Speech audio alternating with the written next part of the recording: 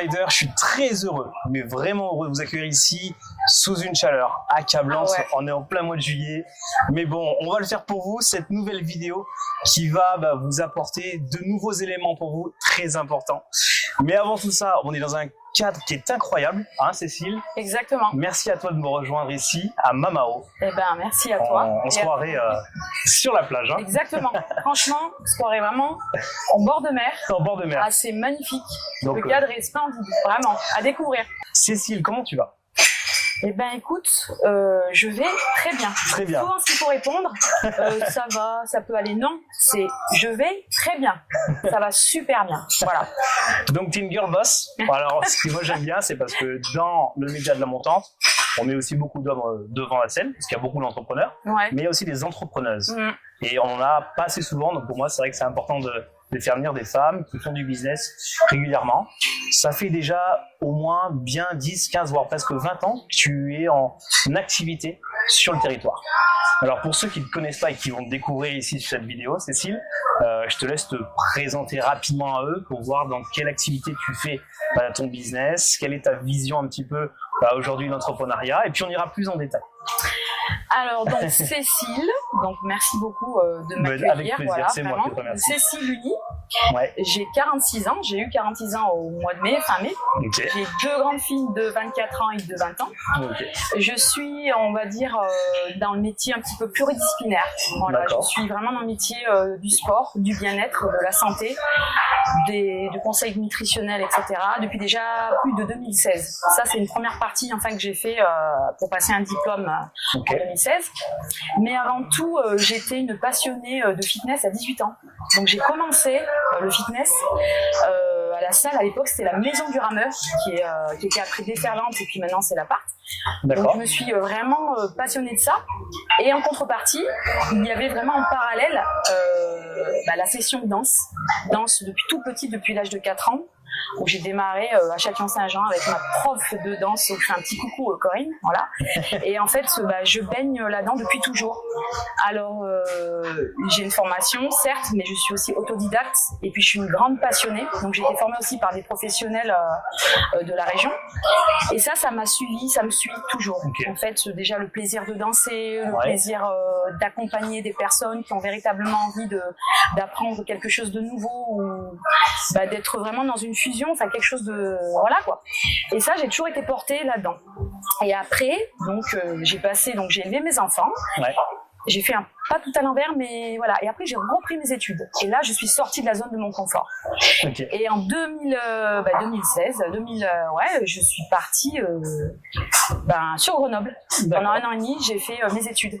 Et j'ai obtenu mon diplôme BPGEPS. Et en parallèle, bien avant, j'étais dans la section commerce, VRP, vente action marchande, etc. Puis après, il fallait continuer, il fallait refaire les études parce que ma passion, c'était le sport, le fitness, le bien-être, la danse. Et bien sûr, il faut des bagages, quoi. En plus, tu commences l'activité en avance, parce que c'est vraiment aujourd'hui que c'est vraiment, on va dire, dans les mœurs, que c'est inscrit, que le bien-être est en pôle position. Ouais. Alors, pour ceux qui sont entrepreneurs ou entrepreneuses, il y a un équilibre, une balance à avoir qui est importante. C'est faites du sport, mangez bien, et vous serez bien pour faire des affaires, pour attirer des bonnes énergies, avoir un bon équilibre. Et toi, en fait, tu as réussi à travailler tout ça. Tu as réussi à passer toutes les étapes, apprendre. Enfin, il y en a encore, attention. Hein. Bien sûr, toujours. J'espère qu'il y en a toujours. Avec humilité, bien sûr. Toujours. Ouais, c'est vrai ce que tu dis, c'est exactement ça en fait. C'est se retrouver vraiment dans un équilibre de santé, parce que à l'heure actuelle. C'est l'ikigai, on dit, je crois. Hein. On parle d'ikigai, c'est très de la mode. C'est vraiment le pourquoi, le comment, et comment je vais faire pour impacter tout. Exactement. En fait, c'est tout un lien. C'est-à-dire, c'est tout un lien, c'est-à-dire d'être leader à la fois, pouvoir être crédible. Par rapport à d'autres personnes, parce qu'en fait, quand on est leader ou n'importe quoi en auto-entrepreneur, il faut donner l'envie à chacun. Voilà. Et en fait, envie de transmettre cette énergie. C'est ça. C'est-à-dire donner l'envie avec simplicité. C'est toujours ça. La règle d'or, vraiment, c'est de la simplicité. Faire des choses avec règles et être correct, mais je veux dire vraiment dans la simplicité. Parce que si on commence à faire voir, on fait ci, on fait ça, non. Je pense pense qu'il faut faire les choses, parfois dans le silence aussi, parce que c'est là qu'on voit le parcours des fois. Bien souvent, on se dit tiens, on n'entend plus parler, tiens, ou alors on le voit sur les réseaux. Punaise, mais et puis finalement, on s'intéresse à ces personnes. Punaise, mais ils ont démarré il y a 10 ans, et voilà là où elle en est, voilà là où il en est. Et en fait, ça c'est le secret. Pour moi, c'est le secret. Après, il y a encore plein de règles d'or à apprendre parce qu'on n'est pas les seuls. Et bien sûr, voilà, avec tous les personnes que je connais qui sont aussi dans le même métier que moi, que je respecte et que je salue, voilà, j'en connais plein. De toute façon, pour réussir, et quand on a vraiment envie de réussir, qu'est-ce qu'il faut faire déjà? La règle d'or, c'est se lever tôt le matin. Alors, et ça, j'adore dormir, hein, attention. Ça, j'en parle très très souvent. Mais voilà, et c'est vrai que ça rejoint, comment dire, et après quand tu t'aperçois que tu fais ça depuis des années, et que le chemin que tu as abouti et qu'il y a encore à parcourir, mais en fait c'est un exemple pour les autres. Mais c'est un exemple de bienveillance, c'est un exemple à être bien avec soi-même, déjà pour être bien avec les autres. Déjà, il faut commencer par soi-même. C'est pas évident, hein. C'est pas simple. Et donc ça peut passer aussi par, bien évidemment, parce que quand on est auto-entrepreneur ou on a des entreprises comme des gens qui travaillent des fois bien souvent pour pouvoir arriver nuit et jour, qu'est-ce qu'il faut faire pour aller mieux? C'est bien manger, avoir un sommeil réparateur. Alors c'est sûr qu'il y a bien souvent des gens qui n'ont pas le temps forcément de dormir, mais ça c'est hyper important. Mais de faire les choses correctement de A à Z, c'est-à-dire d'avoir un équilibre de vie qui est important. Alors il y en a qui vont me dire mais ouais mais t'es marrante, ok, sauf que nous, vous avez des personnes comme nous qui sommes capables de vous amener vers votre objectif, vers un épanouissement personnel, un développement personnel, qui allie donc les émotions, le spirituel, l'équilibre, la santé, le bien-être, et voilà. De toute façon, c'est simple, c'est tout un schéma. C'est ça. Où on commence de là, il y a tellement de choses à apprendre et ça s'arrête jamais. C'est ça qui va m'intéresser. Après, il faut arriver à mettre les pièces du puzzle comme il faut, trouver son équilibre. Et moi, tu vois, quand je fais tout ce que j'ai à faire, je mets beaucoup d'intensité et après, ça me vide toutes mes batteries. Et j'ai eu beaucoup de mal à régler cette jauge. Parce qu'après, c'est pour ça qu'il y a du burn-out. Oui. Parce qu'en fait, les gens n'arrivent pas à trouver l'équilibre. Exactement. Donc, le burn-out, c'est juste que tu as trop donné et que tu n'arrives plus à donner. C'est ça. Et tu as perdu confiance et c'est affreux. Ça me parle de ce que tu dis parce que je suis un petit peu comme ça aussi bien souvent. Ou alors, je vais être vraiment dans une euphorie où je vais entreprendre des choses à fond. Et c'est pour ça que je vais chez l'acupuncteur. D'ailleurs, je lui fais un petit coucou à Fred, il va se reconnaître parce qu'il arrive à relancer l'énergie et c'est hyper bénéfique d'ailleurs pour les gens qui travaillent, les personnes qui ont des grosses entreprises. De toute façon, il ne faut pas croire, hein, il faut prendre soin de soi. Alors oui, ça coûte des fois, c'est vrai. Ça coûte de soi-même, ça coûte aussi un investissement. La première règle, c'est d'investir sur soi avant d'investir sur les autres. Exactement. Et là, pour ton entreprise, si tu fais pas attention à toi...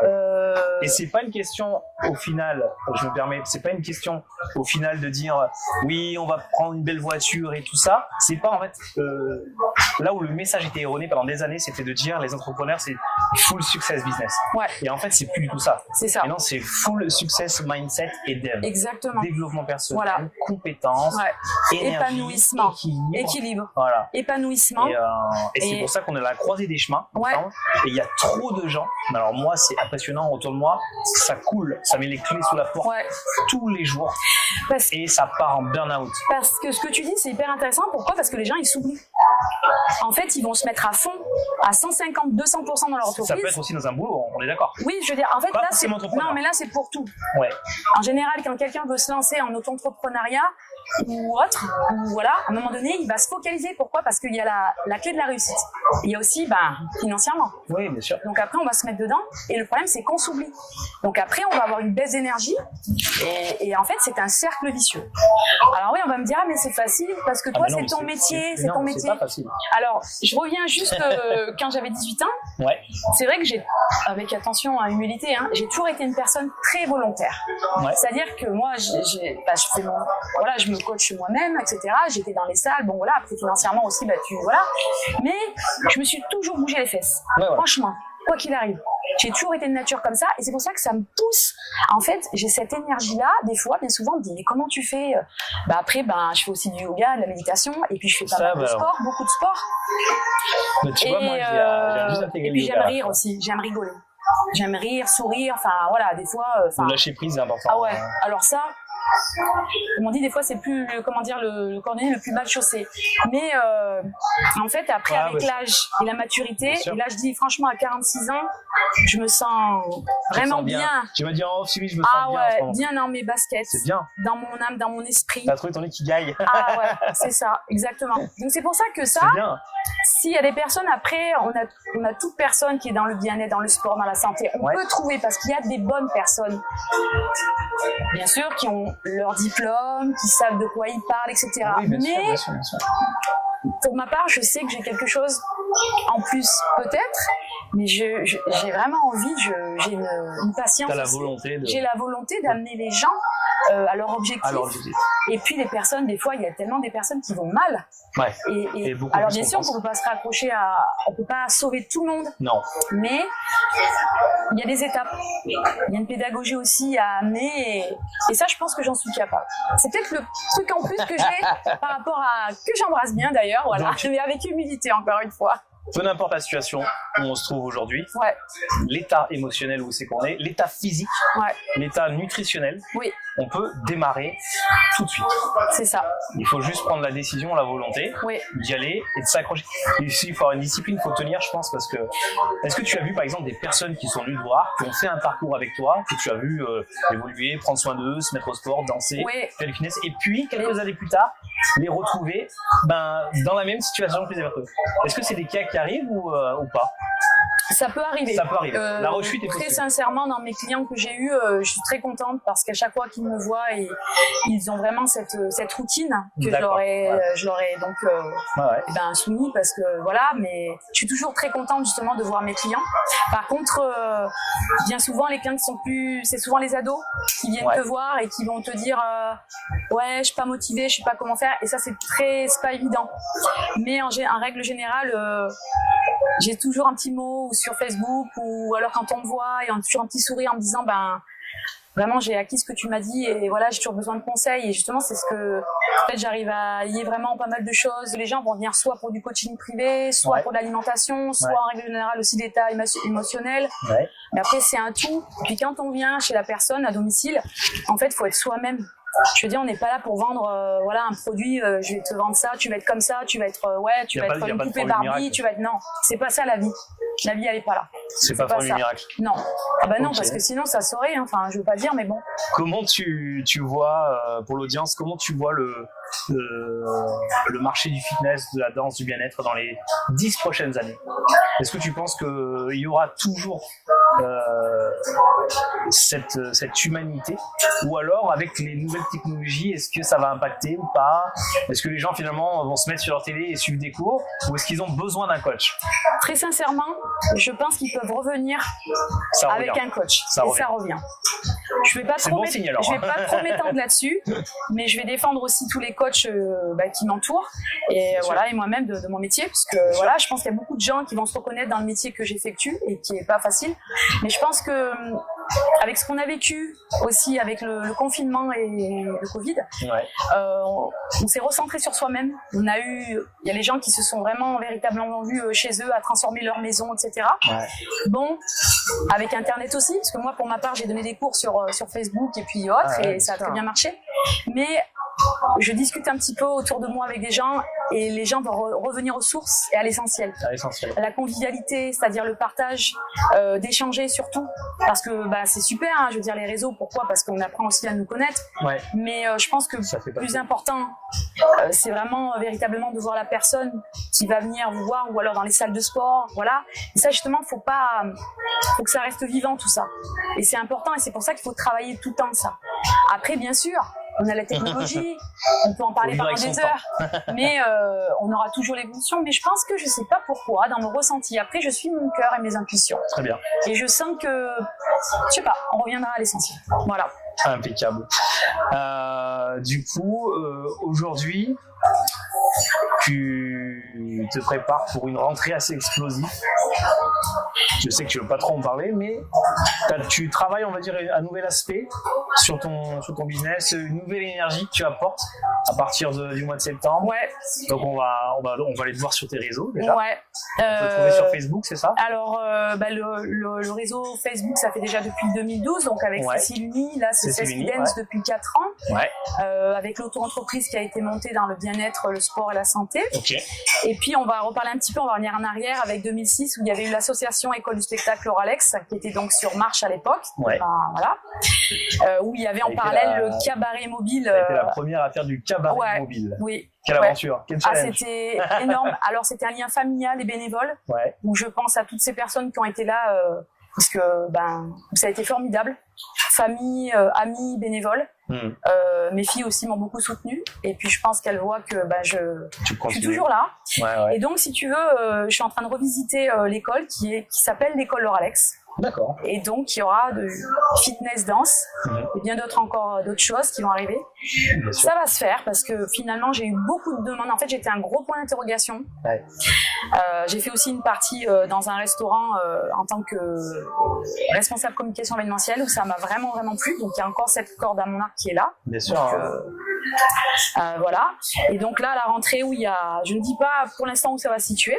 D'accord. Mais j'ai eu beaucoup de demandes et j'en suis très fière et vraiment très honorée et émue parce que je vois que la passion elle passe, elle se transmet. Tout ce que tu as fait, ça paye. Et puis je reste moi-même surtout. Les gens te suivent. Voilà. Donc il va y avoir à nouveau des cours de fitness, de danse et notamment formation cabaret. Okay. Voilà, parce que j'ai ça revient. Mais de toute façon, ça t'a toujours été ancré, ça. voilà. Et tout ce qui est Broadway, etc., c'est mon truc. Même si je suis autodidacte, mais en attendant, j'aime ce que je fais. Je découvre plein d'autres choses avec les formations que j'ai eues, avec les professionnels autour de moi, que je n'oublie pas. Ouais. Parce qu'il faut jamais oublier d'où on vient. Bien sûr. Ça, c'est hyper important. Et voilà. Et puis après, que l'aventure commence et que continue surtout. Et j'espère avoir pas mal de personnes et puis aussi des enfants qui seront là. Enfin voilà. Et peut-être beaucoup de spectacles, j'espère, avec des lieux qui pourront nous accueillir. Ouais. Moi, je pense que j'ai beaucoup mon enfant intérieur C'est bien. Mais franchement, la seule personne à qui on peut croire, c'est soi-même. Et moi, je crois en moi. Voilà. Nous aussi, on croit en toi. C'est cool. Et puis, pour finir cette interview, est-ce que tu aurais un conseil très personnel, je le fais à tous mes invités, que tu pourrais transmettre à quelqu'un qui serait un toi il y a 10-15 ans en arrière et qui oserait peut-être pas y aller? Qu'est-ce que tu peux te donner à une future girl boss? Alors, si c'était moi 10 ou 15 ans avant. Une jeune femme quelque part en France ou même à l'international qui a envie de faire... qui aurait envie et qui se poserait peut-être ces questions-là ou qui aurait ce doute-là, parce que c'est pas évident, hein. Tu sais, on en a parlé tout à l'heure, rien n'est facile, rien n'est acquis, tout le monde voit que le sommet des entrepreneurs, tout le monde voit que des podcasts où tout le monde réussit. La vraie face cachée, c'est beaucoup de travail. Toi, tu as travaillé très dur et tu continues à le faire, et félicitations. Merci beaucoup. Et ne lâche pas. Tu sais, même moi, je suis comme toi, je lâche pas non plus. Oui, je vois aussi, toi, sur les réseaux, t'es à fond, on se comprend. Donc voilà. Donc, si tu as un message à faire passer à une future girl boss, tu peux y aller. Alors moi, je dirais juste d'avoir confiance en toi. Parce que bien souvent, la clé, c'est le manque de confiance en soi. C'est l'estime de soi et de croire en soi, c'est tout. La réussite, elle est là. De toute façon, quand on a une croyance vraiment, véritablement en soi, dans son cœur ou à l'intérieur ici, faut pas lâcher. Donc ne lâche pas et tu verras, tout va se faire. C'est tout. Super. Voilà. Bon, Merci Cécile en tout cas. Merci à toi. On se retrouve vraiment à la rentrée. Ah oui. On sera impatients. Super, yes. Impatients. Vraiment. Et on va faire un petit tour des lieux. On va faire quelques prises de vue. On va se détendre. Merci beaucoup Cécile. Merci beaucoup. À bientôt. Merci, à bientôt. À toute Je vous dis à plus tard.